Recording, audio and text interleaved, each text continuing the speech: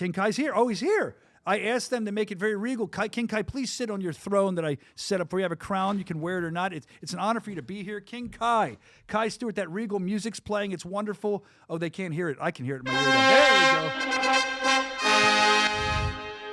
There we go. King Kai. Hold on. Can somebody please? Do I have to do everything? He's the king. Set him up with his headphones. Set him up with his mic. He shouldn't have to do it himself. This is King Kai. He's our world champion here. Look, and they're standing there, Kai. Look at them like a bunch of peasant idiots. I try to run a tight ship, King Kai. They don't listen. There's 1, 2, 3, 4, 5 people with their fingers up their nose in that room that can't bow to the king. They should be bowing to you. I got you the special chair from my great-grandmom's house. I'm glad you're here. I'm sorry the setup wasn't good. I'm sorry they didn't put the headphones on you. I'm sorry. Well, I'm sorry my head is so big with all my bare knuckle knowledge that the crown didn't fit. So I do apologize for that. I don't mean to be disrespectful. Good to be here, man. I'm glad you're here. It looks good. You like the new studio? Love the new studio. Is it fit for a king? It fit for a king. We were just in the old studio, and I'm impressed, guys. It's all about upgrading, right? Yeah, I mean, you've been upgrading your whole career, right? Yeah. You keep doing that. You know, started at the bottom, and now we're at the top. So we're going to continue to be at the top. So. But every time we think you're at the top, you keep like smashing through that and then going higher and higher and higher. King Kai gets high. Boom, he goes up high. And I just think that I didn't mean to do it. I was a poet and didn't know it. But you do. Since the moment when you got here, we've watched you leveled up. And I'll be honest with you, Kai. I mean, I've been a fan of yours. I've watched you for many years. But I've also kind of, and some of the fans are saying it too, your arrogance has also leveled up. Is that confidence or are you just convinced? What is that with you? Well, facts of the matter. Statistically speaking, I am one of the best. I have some of the most active minutes inside the squared circle. My apologies. You make me nervous. Jesus. I'm nervous. You're a king, bro. Yeah, I'm Jesus. here. I know my Holy moly. peasantry. But yeah, I'm just grateful for all of it. The arrogance comes from how hard I work. I have an incredible team around me. We know what I need to do to get better. We know what I need to do to remain the same. If it ain't broke, don't fix it. But there is a lot of film on me. So now we're changing it up. We're going to put on another masterclass performance March 20th, and people are going to really see where the arrogance comes from. Like it comes from the hard work and dedication. It has nothing to do with this guy or that guy. It's just, I believe I work the hardest. I believe I'm the best. I think that you're proving that time after time. So when you say things like that, the proof's in the pudding, so to speak. Now, yes, sir. I got to ask you, and you don't have to. You're not disrespecting my great grandmother, my great Italian grandmother, or anything, who's probably still sleeping, couldn't hear me stealing that throne from you, that chair. I couldn't get you a real throne. I apologize, but does that work for you? Is it comfortable at least? Is it fit for you? Did you see me sit back, adjusting the microphone, getting comfy? Like, hell yeah, this is a chair fit for a king. So today it is the King Kai throne, the King Kai show. This is what it's all about. Yeah, we should have read that. Shouldn't be the Bare Knuckle Show. Be the King Kai Show with Kai Stewart today. You could just hosted the whole thing, man. It would have worked out. Really could. So I'm excited. I'm always excited when I see you at an event. First of all, you're always at bare knuckle fighting events. You're always there, hanging out. You got kind of a big mouth. I mean, you're streaming. You're talking trash on the other fights. I saw you. We released something on Instagram where you're talking trash on everybody from Soto to Duran. And I want to talk about that talking trash a little bit before we get your fight. Because the fans that are new to the product, they might not realize this. You don't see this as much anywhere else. You're in the crowd. The fighters are in the crowd, but you're also in the comments. Yeah. And you'll go at it with the fans in the comments. I think we have a screenshot of one of the things you were doing. You were going out with Nico. We're going to talk about that. Nice. But did I send you that? Let's flash that up. The screenshot of the comments that Kai. There we go. Now, I'm never going to be able to read this, so we have to zoom it in a little bit or something. But bottom line is this. You go back and forth with people. I believe the one guy, what does he say? Dude is a blowhard in the mic. And then in your voice, what did you say back to him? And you're a blowharder on cock. Like, fuck. Case in point. There you go. See, the thing is, you have like this guy. He's saying these fans, they come and challenge you. Other than fighters, they're going to beat you. I beat the brakes off that dude, and you go back at him. What do you say? You will literally sit in front of your TV set eating junk food on your mom's couch while I win my 6th world title. Know your place. He should know his place. Like I'm sure it's true. I mean, you don't speak to a king like that. And he says, you obviously don't know who you're talking to, goofball. Goofball, good insult. You would be easy work. What do you say to that? Anyone that has to say that line you just said, stupid, Nobody knows you. All 626 followers are really going to be rooting for you. And that's the thing. You're this world elite champion, right? And you go in deep on people. Like I watch the social media entertains me because you're kind of a dick. But like you go back at them and you'll go and like you're training. You're probably doing cardio, researching this guy to make fun of him.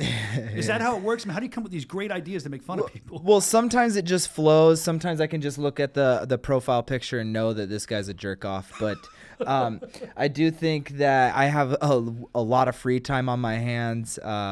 So that's what I entertain myself with. People say don't read the comments. I think I need to read more comments. I think the fan interactions, I hear it all the time. Do more, do more. And it's like, I'm going to put people in their place, Brian. But why don't they get it? And we've talked about this before. And I remember like years ago we talked about this. That people at first, look, and I'll say it. You can get mad if you want. But at first, they don't really know who you are yet. And you come in your first couple fights and people are like, he's gonna phase out. He's going to fade out. Give him some time.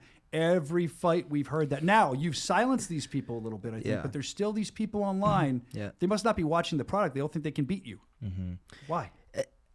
Like, maybe I'm like the little brother of BKFC. They think that they can just get in there and bully me around, but at the end of the day, like, I'm just better. I train harder. I don't know. I don't know what they see. Like maybe they see this like whenever I shave the scruff, like a little baby face with a mustache. Like it's the low hanging fruit to make fun of, but nobody can beat me. So like I challenge anybody, come take my belt from me. You're gonna do nothing. Now they're showing some clips of some of your past fights. Can you kind of commentate these fights? Tell me what you feel. There was a knockdown of Duran that didn't get called. Boop, just right on the button.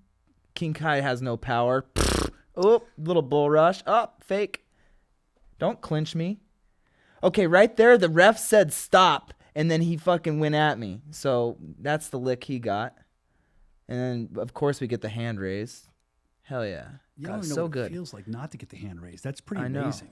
I know. Over half my fights are world title fights, too. So it's like I just get it's greener pastures, win, lose, or draw. Like, I'm the man, bro. I'm the man. You are, and you're proving that. And, like I said, people don't all think that. But I don't know what they're watching. I was talking about how they're challenging you. Fans are challenging you in comments and stuff. Other fighters are challenging. David Feldman called you. The president of the organization, the founder, said it. I had it on the Bare Knuckle Show Instagram when Joy Boy called you out in Hollywood. The president was standing right there with me, and he said he is the most called out person in Bare Knuckle Fighting Championship. And then what did he go on to say? Do you remember? And he beats every single one of them. It's already written. I think how astrology or whatever space works, like we're just a speck of dust, and we already know what's going to happen. And it's already done. I'm going to be the greatest bare knuckle fighter of all time, and I just got to continue to do my thing and prove it. You're definitely headed there, and quite honestly, you might have one of the greatest bare knuckle mustaches in the history. It's fit for a king. I mean, it's greased up, it's curled up, it's always looking on point. People like to rip on the mustache a little bit here and there. What do you say to those people? Like Nico, if he rips on your mustache, what'd you say to him? Man, every single person that rips on the mustache, they have to just be jealous of it. Like, can you not grow this good of a mustache? I'm sure if you would, you could. If you could, you would, but you're not. So they're just looking for something to pick apart because they know that they can't really pick apart my fighting because statistically speaking, once again, not to be repetitive, but I'm the fucking best. So, yeah, they're going to find something to rip on. I guess the mustache is easy, but the fight's not. Do you ever get tired of hearing yourself talk? Meaning that like you say you're the best. Every interview. I mean, you must say that 100,000 times a day. Is that like a mental thing where you have to say it, or is it something you just know to be true? I just know it to be true. I know that my hard work speaks for 100% for itself. I've been doing this since I was 4 years old in some questionable wrestling rooms because of how hard our coaches made us work. But, you know, what happens behind closed doors just continues to prove my point. And then you guys are blessed to see what happens in the squared circle. And then that should erase all the doubt. And, of course, you're going to still have haters. So I just keep saying that I'm the best because I know that it bothers all of you guys. And that's you get some kind of strange, twisted pleasure out of bothering these people. You enjoy that, don't you? It's very simple to me. It's like if you get bothered, well, I've never really been bothered, but like if you don't want to reply to something, just shut it off. People will have whole conversations with themselves in my DMs, in public comments of like, bro, this has got to be embarrassing. Like you got to be embarrassed. Who's been you had some problems in the past. You sent me videos, the Shane guy, you were yelling stuff at him from Montana, the UFC guy or something. But who's been like the biggest guy that's been in your DMs or talk shit to you that you remember? Is it Shane or is it Sugar Shane. Yeah. So he said that I sucked in an ESPN interview, and I'm just like, okay, if I suck, just come fight. Like that's all I really said. He's like, he's in my DMs talking shit. All I said was my boy beat your ass because he was talking shit on wrestlers. And I was like, what about the wrestler, the only wrestler you've ever faced? He wiped the mat with your blood and wiped it on his face. Like Mr. Miles Mazurkiewicz, psychopath. But I would say that O'Malley was the biggest response from some of my shit talk. But, even J-Rod, the jiu-jitsu guy, he was going, one of my coaches, Casey Park, he was going to do a jiu-jitsu thing against him, and he pulled out. And he ended up not getting the opportunity. So I was talking shit, and then J-Rod replied, and it was so funny. So good. In the chat here, they're saying that you win from all your hustle. They're saying that King Kai is hot, and then someone put and handsome. That's from Miami Comics, 305 Miami Comics. So they like you. Nice. They like you. They think you're handsome. They like your mustache. Some of the hardcore fans. Some, I guess, it's very polarizing. But one thing that's not polarizing is your fight. Well, it is polarizing. That's wrong to say. Your fight coming up with some people, and forgive me, Nico's got his fans. Right. They think it's your toughest challenge to date. Yeah. And some people think that you've never seen anything like Nico. Is that a tale that you tell every time you fight? I feel like you get the same kind of reaction. And are you tired of hearing that because you keep proving them wrong? Well, you got to think that they're going to have to muster up some sort of confidence for their hometown boy. Of course. Just like they did with Tommy Stridham. Great guy. I'm never going to rip on him. He was undefeated going into the squared circle, but he didn't belong in there with me. And Nico's no different. Nico's tough, but we're fighting for a world championship. Of course he's tough. We're all tough. I'm just levels ahead of the game, Brian. I'm just levels ahead, and that's why I think that we hear all the chatter for hometown support. It has nothing to do. They all know deep down that I'm going to win, but they have to muster that up. Otherwise, what are they doing?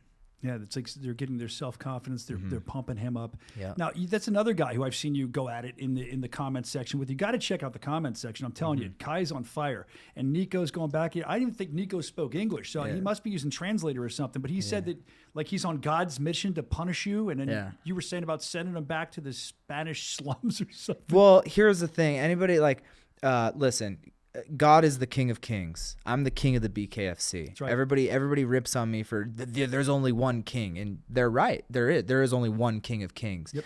And so whenever people say I've been sent by God to take this away from you, that's just wrong. Yeah. He's just wrong, and I think there's just some sort of disconnect in his brain that isn't allowing him to realize that he's about to get hurt. He's going to get hurt inside the squared circle. I'm different than anybody that he's fought. People give clout to his fight in Dubai, but I knew that was going to happen. And you were on that same card. Yeah. You were main event, right? Yeah, I main evented, and he came out of nowhere, beat the number one contender, but I told everybody that shit was going to happen. I was like, you can put anybody in there that knows what like a little bit of anything, and Brandon Allen's going to fold. He folded. He has some great knockouts. I'm not taking anything directly away from him, but he wasn't the guy to beat me. That's fact. So, Nico's tough. He's going to move forward. I kind of hope that he thinks he's going to outdog me, which is kind of what the consensus online is. And they're just sadly mistaken. So, I mean, what are you looking for? Are you looking for a knockout? You haven't had one of them. Are you looking to slice him up a little bit? Are you looking to play with him? What is King Kai looking to do once he steps into the squared circle at Bare Knuckle Fighting Championship in Hollywood, Florida, March 20th? My only expectation is to impose my will, become the storm, and break the other man standing across from me. If I get a finish, I get a finish. If it goes 5 rounds, it goes 5 rounds. And I know that a lot of people rag on me for that, but I literally speak and tell everybody exactly what I'm going to do, and I do it every single time. So at some point you had to say, damn, that's pretty exciting. Oh, Kai's moving directly forward the entire fight. He's moving in a straight line the entire fight. How is that boring? Sorry, I wasn't a gym rat, wasn't lifting my whole life because I was too busy cutting weight for wrestling, but I'm working with DL Training Systems, the absolute best strength and conditioning coach in the world. And we're getting power. You've seen every single fight I get more and more knockdowns. So if it comes, it comes. But at the end of the day, Nico's going to be broken in that ring. Yeah, I mean, that's what you're saying. Again, his fans, he's, of course, saying things differently than that. We're very excited for the fight. What about as far as, I kind of said this earlier, we didn't get deep into it, but the toughest challenge to date, I keep hearing that from people. Do you feel this is your toughest challenge to date? Because I don't know if this is true, but I heard that when they asked you to fight him, you had comments about fighting him. You told the BKFC suits something as you signed the contract. Can you share that with us or no? I don't know if you're allowed to. Well, yeah. So in terms of negotiation, I asked these guys to send whoever they want. Just don't send anybody they want back. But it was the wrong name. They sent Nico Gaffey, and it's Lil Nico, just like Lil Jim. I asked them to change the name on the contract to Lil Nico because I thought it was a little disrespectful not to say that, but nah, no, zero issues fighting this guy. Everybody thinks that he's like this some crazy power horse from Spain, and I just don't see it. Every time that I've watched him fight to kind of do some research on him, I lose respect for him. So we're gonna impose the will, and he's gonna be done. That's amazing. That's an amazing story. I'd love to see that contract one day if you had to change. I remember the Little Jimmy days. As far as, I mean, did you kind of try to warn a Nate Shook or warn a Dave Feldman, say, look, this is going to be a good fight for me, but it's not a good fight for him. That's anybody you want, but you don't want back. Did you actually have that conversation? This is a fight you might not want to make. I mean, it's not that it's going to be a layup, but his undefeated streak's done. He's going to be harder to market after he loses to you, right? Yeah, so listen, I have 5 world championships. He has 3 fights in the BKFC. So, obviously he has 3 knockouts. I have to give credit where credit's due. Congratulations. But you've also never fought anybody like me. So, yeah, Nate Shook, Feldman, they're like, at the end of the day, as champion, we get no choice in who we fight. I, honest to God, thought that I was going to fight the #1 contender. He was hurt. So they just sent Nico's a pawn in the game. He's a pawn in the game. This is not what they wanted to happen, but it's what is going to happen, and I believe in myself. And I don't know if they think that this is the guy that's going to beat me. I don't know if they think that I'm going to dog walk this guy. I don't really know what BKFC's thinking, but he's not him. He's just bull rushing this guy. Talk about this. What do you see when you see him fight right now? Well, I see a mid fighter in Brandon Allen just kind of getting dog walked, but Nico's head is down. Very, very looping punches, no straight punches, all forward.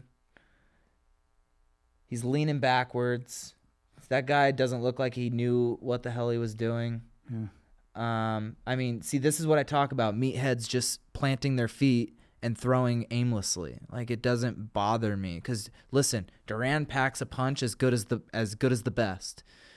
But look what happened to him. I dominated the fight start to finish. I want to talk about that real quick before we get you out of here. You brought him up. Cash cow, Brian Duran. Oh, yeah. You guys had a rivalry. Miami Muppet. I think half of Hollywood wanted to kill you when you beat him. I'm not kidding you. Like, I was ready to duck and cover. I thought people were coming in the squared circle. What a fight. And I'm not looking past Nico. I know you're not. But once you get past Nico, I've heard that Brian Duran is more healthy than he's ever been.